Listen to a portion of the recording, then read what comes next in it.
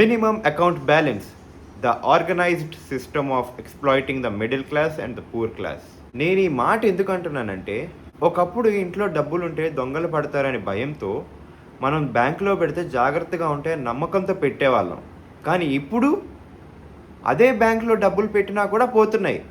అదే penalty for not maintaining minimum account balance. Penalty ప్రతి బ్యాంకుకి ఒకలా ఉండదు. కానీ యావరేజ్గా చూసుకుంటే బ్యాలెన్స్ మీద 6% కానీ 500 రూపాయలు కానీ ఏదైతే తక్కువ అయితే అది తీసుకుంటారు. 500 నొక్కేయడానికి అయితే రెడీగా ఉంటారు. ఇంతకుముందు అన్ని బ్యాంక్స్ వేసేవి, కానీ 2025 జూలై ఆగస్ట్ టైం నుంచి పబ్లిక్ సెక్టర్ బ్యాంక్స్ ఏవైతే ఉన్నాయో పెనాల్టీ వేయడం ఆపేసినాయి. ఇది గవర్నమెంట్ నుంచి రాలేదు, పబ్లిక్ సెక్టర్ బ్యాంక్స్ వాలంటరీగా ఈ పెనాల్టీ అనేది వేవ్ ఆఫ్ చేసింది. ఒకవేళ 100 రూపాయల కంటే తక్కువ ఉంటే చాలా చిన్న మార్జిన్, అంటే నెగ్లిజిబుల్ మార్జిన్లో వాళ్ళు పెనాల్టీ వేస్తారు అంతే. ఈ పెనాల్టీస్ అనే సిచ్యువేషన్ని ఎవరు రెగ్యులేట్ చేస్తున్నారు? ఆర్బీఐ ఈ బ్యాంకింగ్ సెక్టర్కి ఒక రెగ్యులేటర్ లాంటిది. ఈ బ్యాంక్స్ అన్నిటికీ ఒక ఫ్రీ హ్యాండ్ ఇచ్చేసి మీకు ఎంత కావాలంటే అంత పెనాల్టీస్ వేసుకోండి, కానీ రీజనబుల్గా ఉండాలి. ఆ రీజనబుల్ ఏంటి మన జనాలకి తెలియదు. We're not informed. Banks inform చేయవు, ఆర్బీఐ కూడా ఇన్ఫార్మ్ చేయదు, కానీ రీజనబుల్గా ఉండాలి అంటారు. రీజనబుల్ అంటే ఏంటి? మినిమం అకౌంట్ బ్యాలెన్స్ విషయంలో ఆర్బీఐ ఒక బేస్ లైన్ సెట్ చేసింది. దేనికి? మినిమం ఎంత బ్యాలెన్స్ మెయింటైన్ చేయాలని చెప్పి ఆ బేస్ లైన్ని ప్రతి బ్యాంక్కి ఇచ్చింది. కానీ మ్యాక్సిమం లిమిట్ ఇవ్వలేదు. మ్యాక్సిమం ఇంతవరకే ఉండాలి, కస్టమర్స్కి మీరు ఇంతే చెప్పాలి అనేది ఇవ్వలేదు. బ్యాంక్స్ దాన్ని అడ్వాంటేజ్గా తీసుకొని ఇష్టం వచ్చినట్టు పెంచుకుంటూ వెళ్తున్నారు, దాని మీద పెనాల్టీస్ వేసుకుంటూ వెళ్తున్నారు. అందుకే అన్నాను organised system of exploiting the middle class and the poor class అని. మినిమం అకౌంట్ బ్యాలెన్స్ ఒక్కొక్క బ్యాంకుకి ఒక్కొక్కలా ఉంటుంది. ఇప్పుడు చూసుకుంటే ప్రెసెంట్ బ్యాంకింగ్ మార్కెట్లో ఐసిఐసిఐ 50,000 మినిమం అకౌంట్ బ్యాలెన్స్. అసలు ఈ పెనాల్టీస్ ఎందుకు వేస్తున్నారు? బ్యాంక్స్ మనకి ప్రీమియం సర్వీసెస్ ఇస్తున్నాయంట.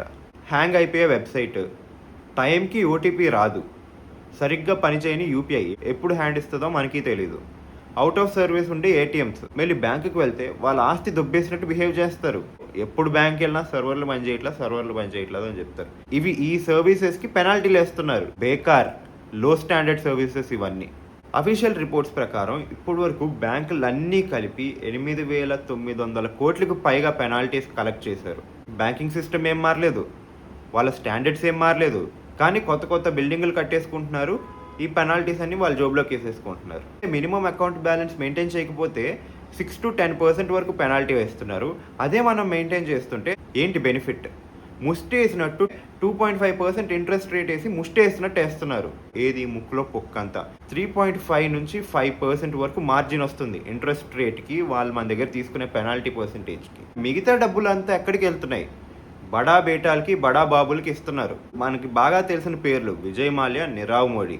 వీళ్ళలాగా ఇంకా చాలామంది బయట ఉన్నారు. మనం మినిమం అకౌంట్ బ్యాలెన్స్ మెయింటైన్ చేస్తుంటే మనకి ప్రివిలేజెస్ ఏమి ఉండవు.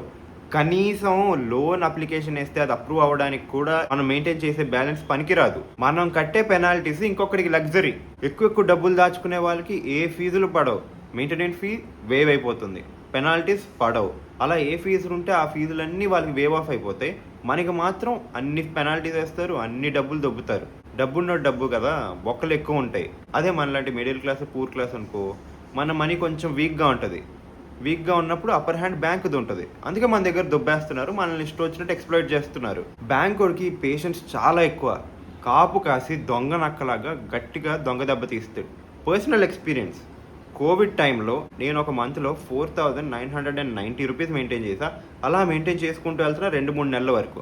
అప్పుడు నాకు ఏ మెసేజ్ రాలేదు, ఎలాంటి అలర్ట్ రాలేదు, మెయిల్ కూడా రాలేదు. కానీ నాకు ఒక అవసరం వచ్చి నా ఫ్రెండ్ని 1,200 అడిగా, వాడు వేసాడు. వితిన్ 5 minutes వేసిన డబ్బుల్లో 700 నొక్కేశారు. ఎలాంటి ఇంటిమేషన్ లేదు, ఎలాంటి ఇది లేదు, డబ్బులు మాత్రం నొక్కేశారు.